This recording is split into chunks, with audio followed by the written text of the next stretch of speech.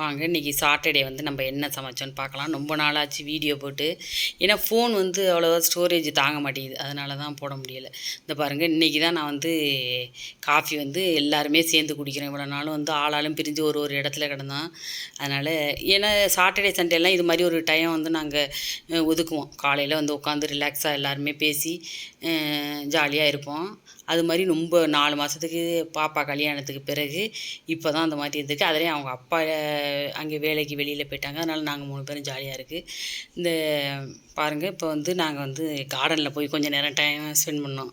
இந்த பாருங்கள், தக்காளி எல்லாம் பழுத்திருக்கு. இங்கே பாருங்கள், நல்ல ரெட்டாக பழுத்திருக்கு பாருங்கள். இது மாதிரி எனக்கு வந்து தக்காளியெல்லாம் வச்சு எனக்கு இது மாதிரி வந்ததே கிடையாது. இந்த டைம் தான் நல்ல இந்த தொட்டியில் வந்து நான் அந்த வேஸ்டெல்லாம் போடுவேன், வெஜிடபிள் வேஸ்டெல்லாம் அதெல்லாம் இருந்து இப்போ நல்லா உரமாக மச்சு இருந்துச்சு. அதில் 2 கன்று வச்சோம். அது நல்லா துளுத்து வந்துடுச்சு. நல்லா முன்னாடியெல்லாம் கொஞ்சம் கொஞ்சம் ஒரு நாள் விட்டு ஒரு நாள் ஒரு 2 நாளைக்கு ஒரு திருப்பு 4-5 பழம் கிடைக்கிது நம்மளுக்கு. அது நல்லா நம்மளுக்கு யூஸ்ஃபுல்லாக இருக்குது. அது மாதிரி நம்ம 2-3 தொட்டி வச்சுக்கிட்டோம்னா நம்மளுக்கு யூஸ்ஃபுல்லாக இருக்கும். இப்போ கத்திரிக்காய், வெண்டைக்காய் இதெல்லாம் போட்டுக்கலாம். கருவேப்பிலை செடி கூட இந்த ஜவுளி எடுக்க போவேல இந்த போத்தீஸ்லாம் கொடுத்தாங்க, அது துளுக்கலை. அதனால் அது வைக்கலை. ஊர்லெலாம் நிறையா இருக்கும். அது மாதிரியெல்லாம் வச்சுக்கிட்டோம்னா நம்மளுக்கு ரிலாக்ஸாகவும் இருக்கும். அதை போய் கொஞ்சம் நேரம் அந்த இடத்துல உட்காந்து எல்லாரையும் ஸ்கூலுக்கு ஆஃபீஸுக்கெல்லாம் அனுப்பிட்டு நான் அந்த இடத்துல கொஞ்சம் ரிலாக்ஸாக உட்காந்துருப்பேன். நல்லா ஜாலியாக இருக்கும். மைண்ட் நல்லா ரிலாக்ஸாக இருக்கும். இந்த பூவு இதெல்லாம் பறிக்கிறோம்ல, ஃப்ரூட்ஸ் எல்லாம் இதெல்லாம் பறிக்கையில் நல்லாயிருக்கும். இது பாருங்கள், நிறையா பிஞ்சு விட்டுருக்கு. நான் வந்து இந்த கழனி அரிசி களைஞ்ச தண்ணி இந்த தண்ணியெல்லாம் ஊற்றுவேன். அது நல்லா ஸ்ட்ரென்த்து. ஏன்னா வேறு ஒன்றும் உரம் இல்லை அதனால். இந்த பாருங்கள், இதெல்லாம் செங்காயாக இருக்குது, இருந்தாலும் பறிச்சிட்டேன். இந்த பாருங்கள், 4 பழம் கிடச்சிருக்கு நம்மளுக்கு. இது மாதிரி லெமன் செடியெல்லாம் வந்து கல்யாணத்துக்கு போனப்போ ரொம்ப காஞ்சு போயிடுச்சு. இப்போ கொஞ்சம் கொஞ்சம் துளுத்துருக்கு. இப்போ தான் கொஞ்சம் முட்டு விடுது, பிஞ்செல்லாம் விட்டுருக்கு. இது வந்து புளிச்சக்கீரை வாங்கிட்டு வந்தேன், கிடச்சிச்சு. அது எங்கே பார்த்தாலும் வாங்கிடுவேன். இப்போ தான் இது சீசன் போல். அது வாங்கி அது ஆஞ்சிட்டு அந்த காம்பை எடுத்து ஊனிடுவேன். இந்த பாருங்கள், இன்றைக்கி எல்லோரும் வீட்டில் இருக்கிறதுனால நான் வந்து கேழ்வரகு கூழ் செஞ்சேன். இது வந்து இனிமேல் வெயில் வந்துடுச்சு இல்லை, அதனால் அது குடித்தா நல்லா குளிர்ச்சியாக இருக்கும். அதனால் காய்ச்சல் நல்ல ஸ்ட்ரென்த்து கூட. சிறுதானியம்ல கால்சியம் அதிகமாக இருக்குது. இது வந்து நல்லாயிருக்கு. இப்போ இந்த வெண்டைக்காய் பாருங்கள், பிஞ்சு நல்ல பிஞ்சு வெண்டைக்காய். இது வாங்கிட்டு வந்த வெண்டைக்காய் சாம்பார். இன்றைக்கி சாட்டர்டே ஃபுல்லாக வந்து வெஜிடேரியன் தான் நாங்கள் செய்வோம். சப்போஸ் விருந்தாடி வந்தால் சரி தவிர்க்க முடியாதனால செய்வோம் நான்வெஜ்ஜு. இல்லைன்னா நாங்கள் வெஜிடேரியன் தான் சாட்டர்டே எப்போதும். சரி, தனித்தனியாக எங்களுக்கு செய்ய முடியாதுன்ட்டு நாங்கள் செஞ்சிடறது. கொத்தரங்காயும் நல்ல பிஞ்சு. கொத்தரங்காய் வந்து ரொம்ப நரம்புக்கெல்லாம் ரொம்ப நல்லதான். அது மாதிரி சுகருக்கு ரொம்ப நல்லது. இது நம்ம வீட்டில் காய்ச்சது. வாழைக்காய் ஒன்று வறுக்க போகிறேன். இதான் இன்றைக்கி சமையல். இந்த பாருங்கள், ஊறுகாய் லெமன் ஊர்லேருந்து கொண்டு வந்தது தங்கச்சி வீட்டிலேருந்து. அது பாருங்கள், நல்லா கட் பண்ணி உப்பு காயாக வச்சுக்கிட்டு தேவையானதை எடுத்து தாளிச்சிக்கலாம். ஒரு 7 நாள் இது அப்படியே உப்பு போட்டு குலுக்கி மூடி வச்சுட்டோன்னு வச்சுங்களேன், நல்லா வெந்துடும் அந்த உப்புலே. அதுக்கு பிறகு தாளிக்கலாம். இது வந்து கிடாரங்காய். இது ஒரு 6 காய் போட்டிருக்கேன். இதுவும் அது மாதிரி தான் நல்லா இது பண்ணி உப்பில் அரிஞ்சு போட்டுட்டு குலுக்கி வச்சுட்டோன்னு வச்சுங்களேன், தேவையானது எடுத்து எப்போ வேணுமோ அது கொஞ்சமாக எடுத்து வெந்தயம், கடுகு, காஞ்ச மிளகாய், பெருங்காயம்லாம் போட்டு வறுத்துட்டு தாளித்து வச்சுக்கலாம். இங்கே பாருங்கள், இது வந்து புளிச்சக்கீரை. புளிச்சக்கீரைக்கு வந்து ரொம்பலாம் பக்குவம் பண்ண வேண்டியதில்லை. காம்பை ஆஞ்சிட்டு நல்லா அலசிட்டு தேவையான மிளகாய், நம்ம காரம் வந்து ஒரு 8 மிளகாய் போடுறேன். அது குண்டு மிளகாய் இல்லை, அதனால் நான் 8 மிளகாய் போடுறேன்.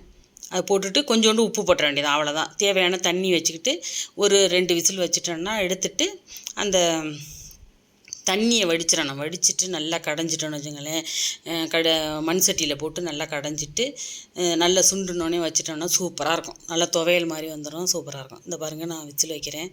இது வந்து வெந்துக்கிட்டே இருக்கும், அதனால் நான் குக்கரில் வச்சுருவேன். இந்த பாருங்கள், இது வந்துட்டோமா, இந்த தண்ணி கொஞ்சம் வடிச்சிட்டு கடைஞ்சிட்டு திருப்பி ஊற்றிக்கலாம். ஊற்றிக்கிட்டு அடுப்பில் வச்சு, ஏன்னா தண்ணி ஒரு கணக்காக ஊற்ற மாட்டேன், அதனால் வந்து அதுக்கு பிறகு அடுப்பில் வச்சுட்டோன்னா சுண்டிடும். அதுக்கு பிறகு கடைஞ்சோன்னா சூப்பராக இருக்கும். வெளியிலே வச்சோம்னாலும் கெட்டு போகாது. இதை பாருங்கள், இப்போ வந்து வெண்டைக்காய் சாம்பார் வைக்க போகிறேன். வெண்டைக்காயை வந்து அலசிட்டு கட் பண்ணி அதை வந்து எண்ணெயில் போட்டு வதக்கி அதை தனியாக எடுத்து வச்சுக்கணும். லாஸ்ட்டாக போட்டோன்னா ரொம்ப நல்லாயிருக்கும். நான் சாதம் வந்து குக்கரில் வைக்க மாட்டேன், அப்படியே வடிச்சிருவேன். அதான் எனக்கு பிடிக்கும். இதில் வந்து சின்ன வெங்காயம், பூண்டு, பச்சை மிளகாய், வெங்காயம், தக்காளி எல்லாம் போட்டுக்கிட்டு ஒரு 4 விசில் வச்சிடலாம். என்ன கொஞ்சம் நல்லெண்ணெய் ஊற்றிட்டு. இங்கே பாருங்கள், இதை வந்து மண் சட்டியில் வச்சுட்டு நல்லா கடைஞ்சிட்டோன்னு வச்சுங்களேன், சூப்பராக வந்து. இங்கே பாருங்கள், வெண்ணெய் மாதிரி வந்துடுச்சு. கொஞ்சோண்டு தான் இருக்கும். இது ரொம்ப நல்லாயிருக்கும். கேழ்வரகு கூழ், கம்பங்கூழுக்கெல்லாம் நல்லாயிருக்கும். வாழைக்காய் ஒன்று வறுத்துற வேண்டியதான். இஞ்சி பூண்டு மிளகு சீரகம் சோம்பு எல்லாம் போட்டுக்கிட்டு உப்புத்தூள் போட்டு நல்லா பிசைஞ்சு வச்சிட்டோம்னா அப்புறம் எண்ணெய் ஊற்றிட்டு சோம்பு போட்டு கருவேப்பிலை போட்டு தாளிச்சிட வேண்டியதான். அது வந்து நான்வெஜ்ஜை விட வெஜிடேரியன் தான் நம்மளுக்கு வந்து ரொம்ப டைம் இழுக்கும். இந்த பாருங்கள், இது சாம்பார் பொடி நானே அடித்து அப்பப்போ போட்டுருவேன். போட்டுட்டு இந்த வெண்டைக்காயை வதக்கிட்டு போட்டோன்னு வச்சுங்களேன், சூப்பராக இருக்கும். இப்போ வந்து இந்த கொத்தரங்காய் வந்து அரிஞ்சிட்டு இதில் வந்து கடுகு காஞ்ச மிளகாய் கருவேப்பிலை வெங்காயம் வந்து நான் 2 வெங்காயம் பொடிசாக அரிஞ்சு போட்டிருக்கேன், சின்ன சின்னமாக அரிஞ்சு போட்டு நல்லா வதக்கிடுங்க. கடலைப்பருப்பு வந்து கொஞ்சம் ஒரு 1 ஹவர் ஊற வச்சுருங்க. ஒரு பெரிய ஸ்பூனால் 1 ஸ்பூனு இல்லைன்னா 2 ஸ்பூன் கூட போட்டுக்கலாம். போட்டுட்டு அதையும் வதக்கிட்டு அதுக்கு பிறகு இது நல்ல பிஞ்சு கொத்தரங்காய் சூப்பராக இருந்துச்சு, அதனால் செய்யணும் போல. நல்ல முத்தலாக இருந்துச்சுன்னா, கொஞ்சம் பெருசாக இருந்துச்சுன்னா குழம்புல போட்டால் நல்லாயிருக்கும், காரக்குழம்பு. இதை போட்டு நல்லா வதக்கிட்டு மஞ்சத்தூள் கொஞ்சம் போட்டுங்க. போட்டு கொஞ்சம் உப்பு போட்டு கொஞ்சமாக தண்ணி வச்சிட வேண்டியதான். தண்ணி வச்சுட்டா அது வெந்துடும் அதிலே. பாருங்கள், மஞ்சத்தூள் கொஞ்சோண்டு போட்டுக்கிட்டு கொஞ்சமாக தண்ணி தெளித்தது மாதிரி கூட போடலாம். போட்டுக்கிட்டோம் வெந்தோடனையும் எடுத்து தேங்காய் போட்டு இறக்கிற வேண்டியதான். சுவையான கொத்தரங்காய் பொரியல் ரெடி. கொத்தரங்காய்லாம் ரொம்ப நல்லது. அந்த அரிஞ்சு கொடுக்கணும், அது அரிஞ்சு தான் அதுதான் டைம் ஆகும். இப்போ பாருங்கள், சாதம் வெண்டைக்காய் சாம்பார். வெண்டைக்காய் பாருங்கள் மிதக்குது. தயிர், ஏன்னா வெயில் காலம் வந்துருச்சுல்ல. இந்த லெமன் ஊறுகாய் இன்னும் 2 நாள் ஆகணும். இது கொத்தரங்காய் பொரியல், வாழைக்காய், புளிச்சக்கீரை.